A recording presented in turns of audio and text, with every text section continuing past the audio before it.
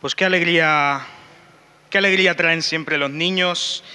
Uno aprende mucho cuando convive con ellos, aprende mucho cuando le da clases a uno, y a veces uno se pregunta si aprenden más ellos o aprendemos más nosotros. Y es que a veces, hermanos, nos ahorraríamos muchos problemas si fuésemos un poquito más como los niños y si escuchásemos a nuestros menores. Como veremos que le habría ido bien a Saúl aprender de su hijo, aunque no lo hizo. Y veremos entonces que Saúl, al fin y al cabo, es una historia de desobediencia. Para eso te pido que me acompañes al libro de Primero de Samuel. Vamos a estar en el capítulo 13, en el capítulo 14, y vamos a seguir entonces estudiando la palabra del Señor, estudiando la historia de Saúl, de este primer rey de Israel, aunque hay que decir también el primer rey descartado de Israel. Y veremos entonces otra vez cómo Saúl vuelve a fallar. Para eso vamos a pedir, por supuesto, la dirección de nuestro Dios. Padre Santo, te alabamos y te glorificamos. Es verdad, tú eres santo, tú todo lo puedes, tú eres Señor, tú eres Dios, tú y no nosotros. Por eso, Señor, te pido que hoy hables a nuestros corazones. Creemos que tu palabra, oh Señor, sigue siendo vigente hoy. Y sigue moldeando nuestros corazones y sigue teniendo, Señor, poder para transformar vidas. Por eso, Padre, te pido que quites toda palabra de cosecha propia, Señor, y que hable tu palabra, solamente tú, a nuestros corazones. Padre, queremos vivir en fidelidad hacia ti y vivir, oh Señor, apegados a tu palabra. Que esta sea la lámpara que alumbra nuestro caminar, que nuestro caminar sea Cristo. Padre, queremos volver a aquellas sendas antiguas y volver, Señor, a encontrarnos contigo. En el soberano nombre de Cristo Jesús. Amén y amén. Pues acompáñame a Primero de Samuel, capítulo 13. Porque vamos a estar viendo hoy dos capítulos bastante largos. Quizás no vamos a leer todo el capítulo como solemos hacer, pero sí que quiero que prestes atención a lo que es la interacción de Saúl con otras personas. Ya sabemos que Saúl en sus primeros años tuvo que llevar a cabo y librar muchas guerras. Pero no fue por esto que Saúl fracasó como Israel. Pues realmente vemos que prácticamente todas las guerras las ganaba. Vemos que era un estratega militar, aunque su formación no había sido la de un rey, sino que más adelante es el Señor el que lo nombra rey. Vemos que es capaz de hacer que un pueblo que al principio lo rechazaba le empiece a seguir. Aunque veremos que hoy tendrá sus más y sus menos. No es todo esto lo que hace que Dios descarte a Saúl, sino que es su desobediencia. Y en esta ocasión nos encontramos en una guerra contra los filisteos. Tanto Saúl como su hijo Jonatán están en el campo de batalla. Y los filisteos se habían organizado en su contra y habían armado diferentes guarniciones. Pero el número de los filisteos era superior con creces, superior al ejército de Saúl. Y es que había contado solamente, y aunque suene a mucho, he de decir solamente con 3,000 soldados, 2,000 que estaban bajo su mandato y 1,000 que estaban bajo el mandato de su hijo Jonatán. Pero cuando vieron a los filisteos, cuando vieron al enemigo, el miedo se metió en el corazón de los israelitas, de manera que muchos se escondieron y pocos permanecieron en las filas de Saúl. Y aún los que estaban en la fila de Saúl temían al enemigo. Entonces vemos que Saúl está dispuesto aún así a entablar batalla con el enemigo, pero antes de esto hace algo que hay que destacar: pide el favor de Dios, de manera que levanta un sacrificio. Y entonces nos encontramos en esa espera, pues están esperando a Samuel para ofrecer este sacrificio. Pero Saúl se impacienta y decide él mismo llevar a cabo el sacrificio. Como resultado veremos pues una ruina absoluta, una ruina total. Vámonos a 1 de Samuel, versículo 13, versículo 8. nos enseña que esperó 7 días conforme al plazo que Samuel había fijado, pero Samuel no llegaba a Gilgal y el pueblo se desbandaba. Entonces Saúl dijo así: traedme el holocausto y las ofrendas de paz. Y ofreció el holocausto. Cuando él acababa de ofrecer el holocausto, vio que Samuel venía. Y Saúl salió a su encuentro para saludarlo. Pero Samuel dijo: ¿qué has hecho? Saúl respondió: pues porque vi que el pueblo se desbandaba y que tú no venías dentro del plazo señalado. Mientras los filisteos estaban ya concentrados en Migmas, me dije: ahora descenderán los filisteos contra mí a Gilgal, y yo no he implorado el favor del Señor. Así que me vi forzado a ofrecer el holocausto. Vamos de momento ahí, volveremos al texto. Mira, parece ser que Saúl tiene su corazón en el lugar correcto. Parece ser que Saúl está haciendo las cosas bien. Vienen los enemigos, él se sabe como el pueblo de Dios, él se sabe rey sobre Israel y entonces quiere implorar el favor de Dios. Y entonces ve a los enemigos y ve que se arman y dice: yo no he implorado el favor del Señor, esto no puede ser, tengo que actuar. Pero había ya algo anterior a todo esto, y Samuel ya le había ordenado esperar 7 días, pues él llegaría a ofrecer el holocausto. Pues Samuel, como hemos estudiado ya en los capítulos anteriores, es el representante de Dios, es el profeta de Dios. Samuel es el que tiene que llevar a cabo como sacerdote del Señor este sacrificio. Pero Saúl está desesperado. De manera que vámonos al capítulo 13, versículo 13. Entonces Samuel dijo a Saúl: locamente has actuado. Si hubieras guardado el mandamiento que el Señor tu Dios te había ordenado, el Señor habría confirmado tu reino sobre Israel para siempre. Pero ahora tu reino no será duradero. El Señor se ha buscado un hombre conforme a su corazón, al cual ha designado para que sea príncipe sobre su pueblo, por cuanto tú no has guardado lo que el Señor te había mandado. Samuel entonces se levantó y subió de Gilgal a Gabaa de Benjamín. Y Saúl contó su gente y se hallaba con que eran 600 hombres. Mira, realmente la situación era apremiante. Realmente la situación era desfavorecedora. Realmente Saúl puede tener una lista de razones válidas para hacer lo que hizo. Realmente vemos que pasó de tener 3,000 hombres, como se nos enseña al principio, aunque no lo hemos leído, de tener 3,000 hombres a tener solamente 600. Una quinta parte de su ejército. Pero es que no hemos leído cuántos filisteos había. Y es que la palabra de Dios nos enseña que ante los 600 de Saúl se encontraban 30,000 carros filisteos. De manera que cada uno de los soldados de Saúl tendría que lidiar con varios carros.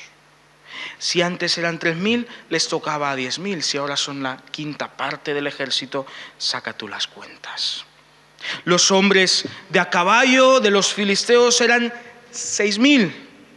Antes les correspondía a 2 por cabeza, ahora vuelve a sacar tú las cuentas. Y se nos dice que los soldados de a pie eran innumerables. La situación era apremiante. La situación requería acción y Saúl era un hombre de acción, de manera que toma cartas en el asunto. Pero hermanos, ¿por qué decimos que el hecho que Saúl busque el favor del Señor es incorrecto? ¿Por qué viene Samuel y le dice a Saúl que ha actuado locamente? ¿Acaso estamos ante una riña de poder? ¿Acaso Samuel no quería que Saúl tomara su lugar? Nada lejos de la realidad, nada más lejos de la realidad.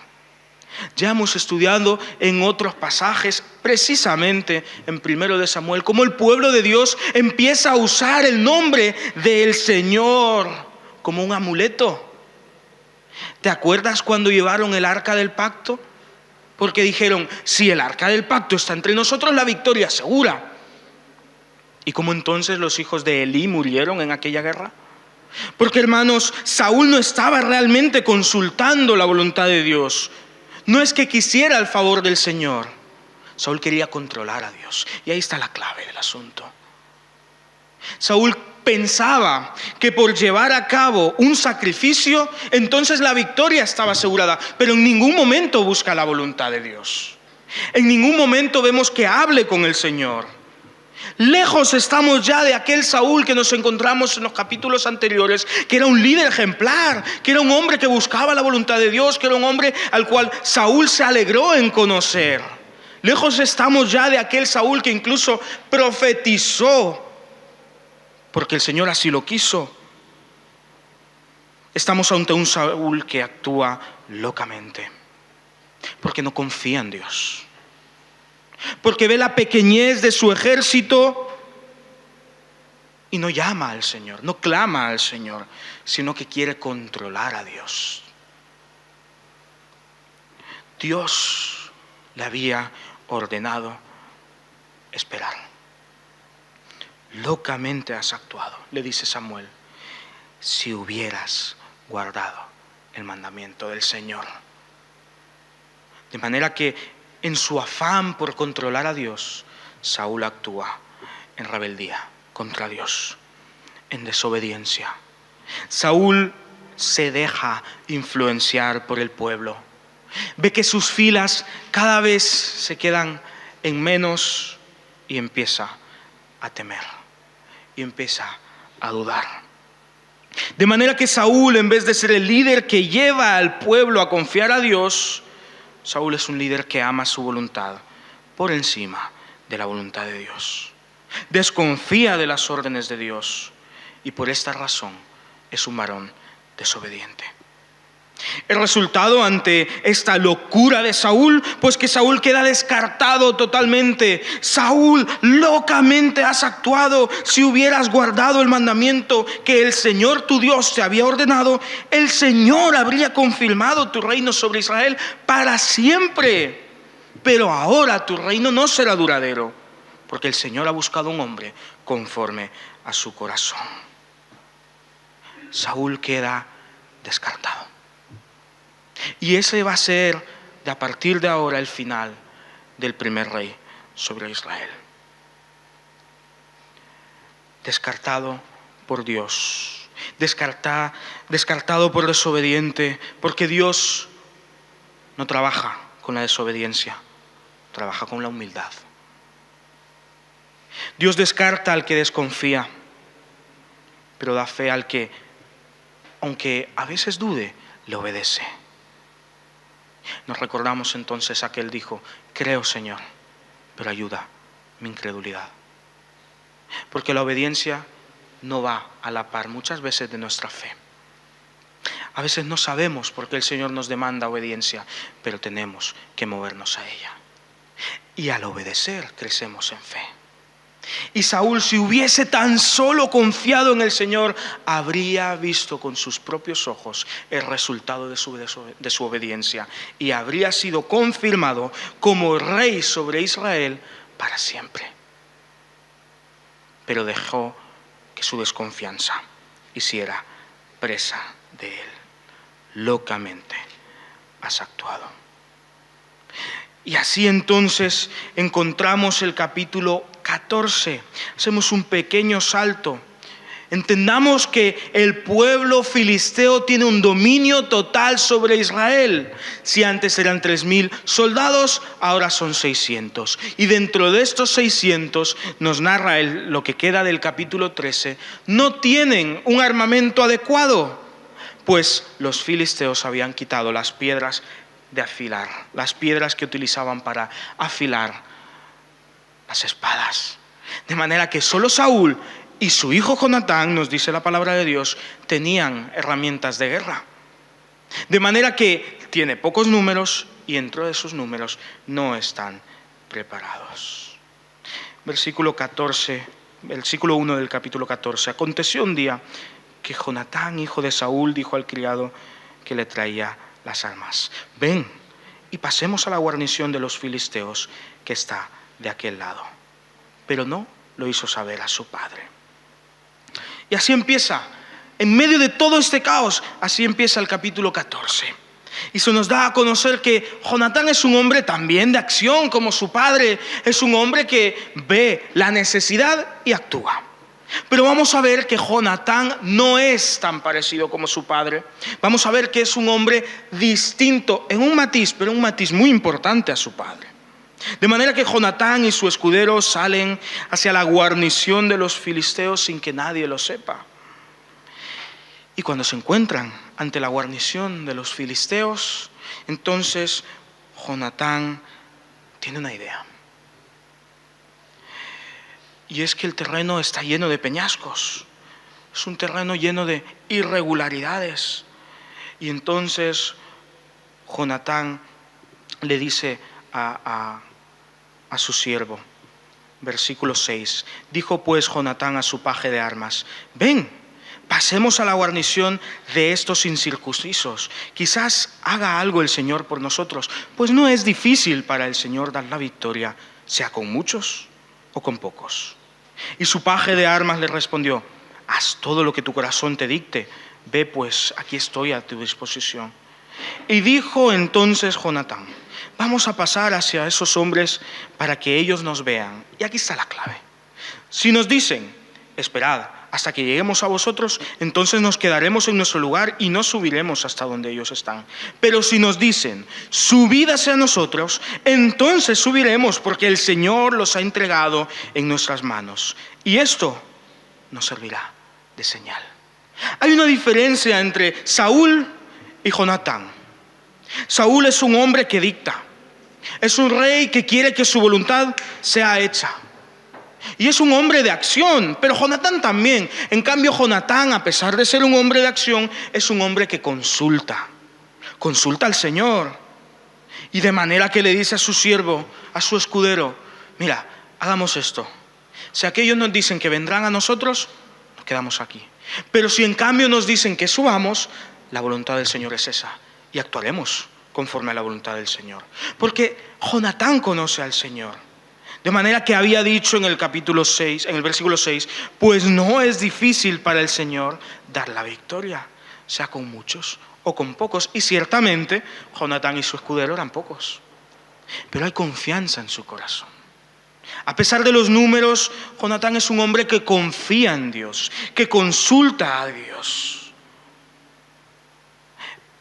Y para sorpresa, entonces, versículo 11, los dos se dejaron ver por la guarnición de los filisteos y estos dijeron: mirad, los hebreos que salen de las cavernas donde se habían escondido. Y los hombres de la guarnición se dirigieron a Jonatán y a su paje de armas y le dijeron: subid a nosotros y os haremos saber una cosa. Entonces Jonatán dijo a su paje de armas: sube detrás de mí, porque el Señor los ha entregado en manos de Israel. Qué diferencia tan grande. Jonatán consulta la voluntad de Dios y la voluntad de Dios le es dada. En cambio, Saúl, conociendo la voluntad de Dios, decide actuar, decide dictar, decide desobedecer. Hay una diferencia entre padre e hijo, notable e importante. La palabra de Dios nos enseña que entonces Jonatán subió y en poco espacio Jonatán y su paje de armas hicieron una carnicería de los filisteos. Unos 20 cayeron a manos de Jonatán, que estaba en ascenso, que estaba subiendo, y todo aquel que Jonatán cortaba y quedaba vivo, su escudero lo remataba. 20 hombres cayeron, de manera que al ver que venía aquel Jonatán y que había hecho tal carnicería, los filisteos empiezan a temer. Pero no olvidemos lo que Jonatán ha dicho: el Señor los ha entregado en manos de Israel.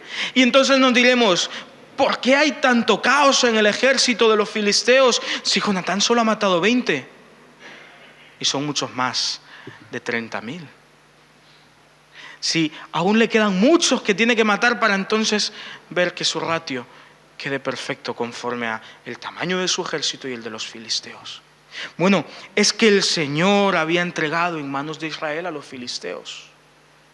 Es que esto empieza por la confianza de Jonatán, pero el Señor responde a su siervo y se nos da a conocer que hay un terremoto ahí mismo, en ese lugar. De manera que los filisteos ven a aquel acercarse a ellos, creando tremenda carnicería, como un varón valiente y un soldado experimentado, y el suelo empieza a temblar.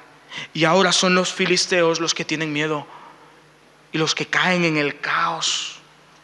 Y ahora son los filisteos los que cogen sus armas y empiezan a pelear, pero empiezan a pelear contra ellos mismos, confundidos totalmente. Se levantan el uno contra su hermano. Hermanos, el Señor es el que da la victoria, no los números. Y Jonatán confiaba perfectamente y plenamente en Dios. Su padre no. Pero más locamente había actuado su padre, que había dicho que todo varón que comiera en aquel día sería maldito. No se podía comer hasta que hayan vencido a aquel pueblo. Versículo 28. Tu padre ha hecho jurar solemnemente al pueblo, maldito sea el hombre que tome hoy alimento. Y entonces el pueblo desfallecía. Porque al escuchar todo aquel ruido de los filisteos contra los filisteos, Saúl y todo el pueblo se acercaron al campamento del enemigo. Y estaban entonces ya preparados para ir en contra del enemigo, porque el Señor los había entregado en sus manos. Y a pesar de sus números pequeños, aquellos empezaron a huir. Y llegaron entonces hasta un bosque. Pero el pueblo estaba cansado y desfallecía, porque no habían comido, porque Saúl había ordenado que no podían comer. ¿Ves la diferencia? Saúl dicta, Jonatán consulta. Jonatán consulta a Dios, Saúl dicta su voluntad. Y entonces, llegando a el bosque, ven que está lleno de miel. Y hay miel por todos lados. Y Jonatán toma de aquella miel. Y por eso entonces en el versículo 28 dice que uno del pueblo le dice a Jonatán: tu padre ha hecho jurar solamente al pueblo, maldito sea el hombre que tome hoy alimento. Y el pueblo desfallecía. Y respondió Jonatán: mi padre ha turbado al país. Ved ahora cómo han sido aclarados mis ojos por haber probado un poco de esta miel. ¿Cuánto más si hubiera comido libremente hoy del botín y tomado a sus enemigos? ¿No hubiera sido mayor el estrago entre los filisteos? Y aquel día derrotaron a los filisteos desde Micmas hasta Jalón, pero el pueblo estaba muy cansado. Mira lo que ocurre a continuación. Así que el pueblo se lanzó sobre el botín, tomaron ovejas, vacas y becerros y los degollaron en el suelo, y el pueblo los comió con sangre. Y entonces le avisaron a Saúl: el pueblo está pecando contra el Señor porque come carne con sangre. Hay un problema muy grande, porque Saúl en ningún momento consulta la voluntad de Dios. La pena por comer era la muerte. De manera que el pueblo está desfallecido, hambriento, y una vez han derrotado a los filisteos, se van y se abalanzan ante el botín, ante los animales que podían comer, pero no los preparan debidamente. Y la palabra de Dios ya les había enseñado de qué manera habían de comer. Habían normas, rituales y de higiene para poder sacrificar correctamente a un animal, de manera que no podían comer la sangre de estas bestias. Pero el pueblo en su desesperación comió de la carne tal y como la encontró. ¿Te das cuenta? Todos están en problemas. Todos han actuado incorrectamente por culpa de las órdenes de Saúl. Porque Saúl no consulta, Saúl dicta. Porque Saúl no le importa la voluntad de Dios, solo le importa que sea hecha la suya. Porque hizo jurar solemnemente al pueblo que maldito sería el hombre que tomase alimento. Y el pueblo desfallecía. Y el pueblo desobedece a Dios por culpa de Saúl. Este es el problema real en todo. El problema es que Saúl actúa locamente, actúa en desobediencia, actúa sin consultar a Dios. Él solamente quiere que se haga todo conforme a su propio criterio. Él es un rey que dicta leyes bajo su voluntad y aún viene y disfraza su voluntad con el nombre del Señor. Hermanos, cuando estamos intentando hacer nuestra voluntad, aunque la vistamos de santidad, y esta no es la de Dios, nuestro desastre llegará a nuestras puertas. Hermanos, tenemos que estar firmes en la voluntad de Dios. Lo contrario es locura. Lo contrario es desobediencia. Lo contrario nos lleva al pecado. Jonatán consultó a Dios antes de actuar. Y esta es la causa de la victoria de Israel sobre los filisteos. No fue por obra del rey, no fue por obra de Saúl, sino que fue porque Jonatán consultó a Dios, disponiendo así su corazón para obedecerle. Mientras que Saúl dictaba, Jonatán consultaba. Mientras que Saúl desconocía la voluntad de Dios, Jonatán conocía a Dios. No es difícil, dijo aquel, para el hombre para el Señor dar victoria, sea con muchos o con pocos. Estoy dispuesto, dijo aquel hombre, a obedecer a Dios. ¡Qué diferencia! A veces tenemos que aprender de los que vienen detrás de nosotros. Y hemos visto los niños con qué alegría suben. A veces nos cuesta, ¿verdad? Las lecciones que de niños ya hemos aprendido. Porque Saúl en su juventud no era tan diferente a Jonatán. Pero a veces olvidamos y perdemos el rumbo. Y cuando un niño conoce la voluntad de Dios, entonces entiende lo que es obediencia. Pero nosotros muchas veces, conociendo la voluntad de Dios, nos movemos a la desobediencia. Tenemos que ser más sencillos, más simples. Tenemos que ser personas que consultan a Dios y no dictan su propia voluntad.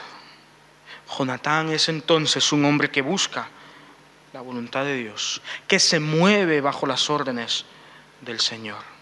Saúl busca que sus órdenes se cumplan, sea o no voluntad de Dios. Dos hombres además de acción, dos hombres además de la misma familia, pero dos maneras de vivir la vida totalmente distintas. De manera que cuando estudiamos a Saúl, nos damos cuenta que Saúl es una historia de desobediencia. Pero cuando estudiamos a Saúl, entonces reflexionamos en torno a nuestro corazón y nos preguntamos, Señor, ¿hasta dónde llega mi desobediencia? Y nos preguntamos y nos debemos preguntar entonces, Señor, ¿cuál es tu voluntad? Porque hemos vivido seguramente nuestra vida conforme a nuestra voluntad y no la del Señor. Y cuánto desorden y cuánto desastre trajo Saúl por querer que su voluntad se cumpliera. De manera que Saúl quedó totalmente descartado. Locamente has actuado. Si hubieras guardado el mandamiento que el Señor tu Dios te había ordenado, el Señor habría confirmado tu reino sobre Israel para siempre. Pero ahora, le dijo el Señor, tu reino no será duradero, porque el Señor se ha buscado un hombre conforme a su corazón. De manera que todo el pueblo tuvo que traer de sus animales, de sus bestias, para sacrificar y así implorar el perdón de Dios. Y su hijo Jonatán, Saúl lo condenó a muerte. Y si no es por la intercesión del pueblo, lo habría matado en aquel momento, porque Saúl no consulta la voluntad de Dios. Él actúa locamente. Mira hasta qué lugar llega la desobediencia. Dispuesto estaba a matar a su hijo. Podríamos entonces volver a 1 Samuel capítulo 15, aunque ya lo hemos estudiado.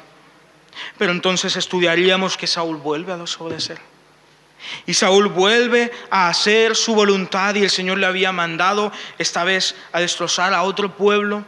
Ya los filisteos habían sido derrotados. Ahora el Señor le había dicho: yo castigaré a Amalek. Y quiere usar a Saúl, pero Saúl quiere actuar conforme a su voluntad. Y aunque el Señor le había dicho que no tomaran de nada de aquel pueblo, Él toma de su pueblo y aún dispone eso. Eso que el Señor le había dicho que tenía que ser destruido, lo dispone para ser sacrificado al Señor, escondiendo así su corazón desobediente bajo el nombre de la santidad. Porque Saúl actúa locamente y no consulta a Dios. Y vuelve entonces a decirle a Samuel, capítulo 22 del 15-22, ¿acaso se complace el Señor tanto en los holocaustos y sacrificios como en la obediencia a las palabras del Señor?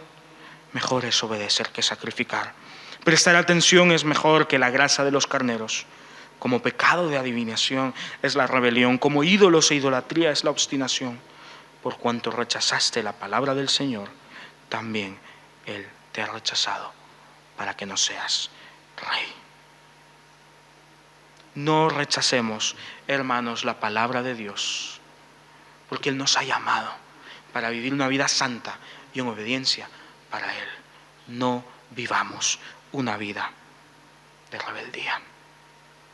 Aprendamos de los errores de otros, movámonos a la obediencia, consultemos al Señor en cada una de nuestras acciones y vivamos para Él y no para nosotros mismos. Padre Santo, gracias, oh Señor, porque es verdad que tu palabra sigue siendo vigente y no muta y no cambia, Señor. Y es verdad que nuestro corazón es desobediente y que, Señor, muchas veces queremos actuar conforme a nuestra voluntad, pero actuar fuera de tu voluntad, Señor, en todo momento es actuar locamente. Así que, Padre, ayúdanos a aprender a vivir para ti. Padre, si tan solo Saúl hubiese escuchado tu voz, si tan solo hubiera seguido siendo aquel hombre humilde que nos encontramos en los primeros capítulos.